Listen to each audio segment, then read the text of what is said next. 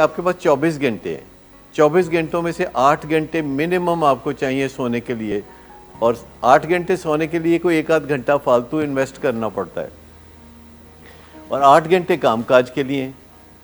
बाकी बचे 8 घंटे तो वो दुनियादारी के लिए हैं, उसमें नहाना धोना खाना पीना सब कुछ शामिल है। तो 6 घंटे किसी के घर जाके कैसे गुजार सकते हैं? तो जहाँ भी कहीं जाना हो, वापसी का उसी वक्त बंदोबस्त हो जाना चाहिए ज़हन में कि इतना टाइम मैंने देना है शॉपिंग के लिए, हैंग आउट करने के लिए, किसी के घर अफसोस खुशी गमी करने के लिए।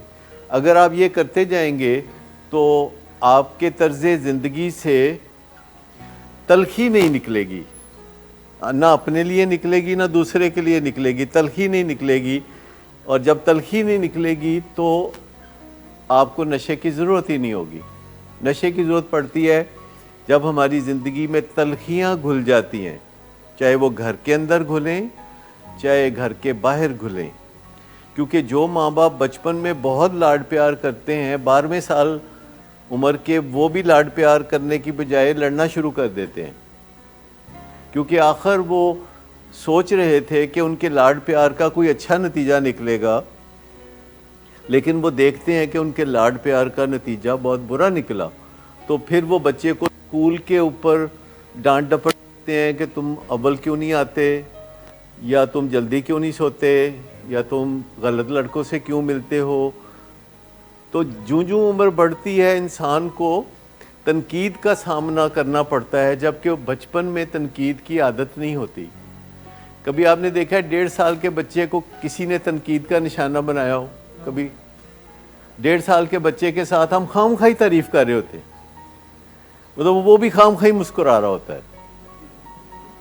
कभी आपने देखा है वो बगैर कुछ किए मुस्कुरा रहा होता है, और आप उसकी तारीफ कर रहे होते हैं, उसकी दादी को फ़ोन करके बता रहे होते हैं कि आज इसने ये लफ्ज़ बोला है, और आप अपने रिश्तेदारों में बता रहे होते हैं कि आपका बच्चा कितना ज़हीन और फ़तीन है।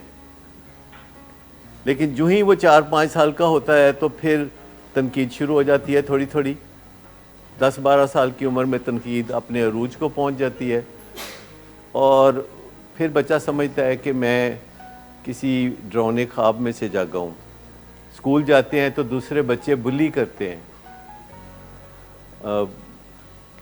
चूँकि उसे घर में कोई तजर्बा नहीं होता तकलीफ़ उठाने का, तो स्कूल के बच्चे जब बुली करते हैं, पहले होता था बच्चे घर में एक दूसरे को बुली करके प्रैक्टिस करा देते थे। घर में भी एक सियासतबाजी में इंसान को तजर्बा होता है। घर में जब एक जॉइंट फैमिली सिस्टम होता है तो उसमें भी बड़ा दुनियादारी बंदा सीखता है, पर अब जॉइंट फैमिली सिस्टम का तजर्बा कम से कम होता जा रहा है।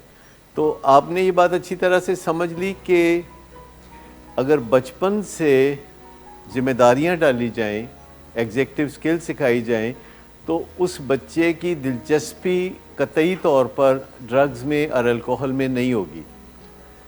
ड्रग्स में दिलचस्पी सिर्फ उस बंदे को होती है जिसको कोई दर्द होता है, जिसको कोई तलखी होती है, और बाई चांस कोई उसको इंट्रोड्यूस करा देता है नशे को, तो वो फिर इस राह पे चलने लगता है, क्योंकि वो तलखी उसमें घुल जाती है और सारी बातें दरी की दरी रह जाती है।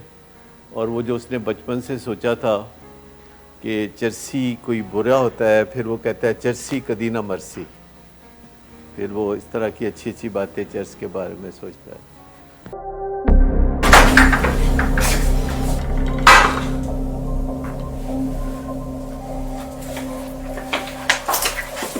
आज फिर पी कर आए हो?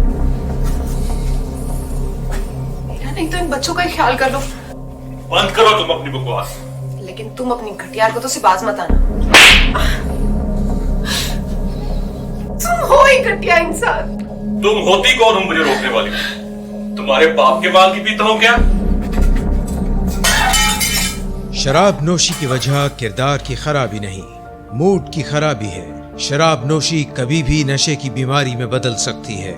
नशे की बीमारी हर स्टेज पर काबिले इलाज है। मदद हासिल कीजिए, क्योंकि वो ऐसा नहीं करेगा।